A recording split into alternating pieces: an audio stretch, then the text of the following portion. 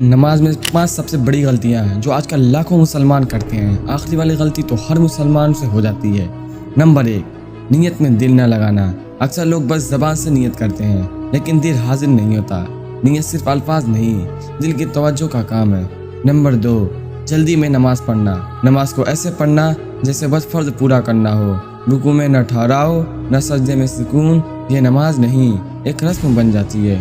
Number 3، قیام اور سجدے کی غلطیاں۔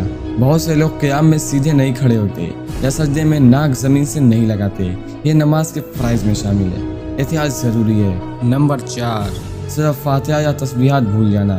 اکثر لوگ اتنی تیزی میں پڑھتے ہیں کہ نہ خود سمجھتے ہیں نہ صحیح تلفظ ادا کرتے ہیں، یہ بڑی کوتاہی ہے۔ نمبر 5، موبائل یا دنیاوی خیالات کا آنا۔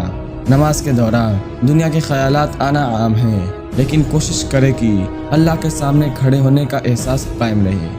اگر آپ چاہتے ہیں کہ نماز آپ کی زندگی بدل دے تو آج سے ان 5 غلطیوں سے بچنے کا عہد کریں۔ اگر آپ کو یہ ویڈیو اچھی لگی تو ویڈیو کو لائک اور چینل کو سبسکرائب ضرور کریں، اور یہ ویڈیو زیادہ سے زیادہ لوگوں کے پاس شیئر کریں تاکہ اور مسلمان بھائی ان غلطیوں سے بچیں۔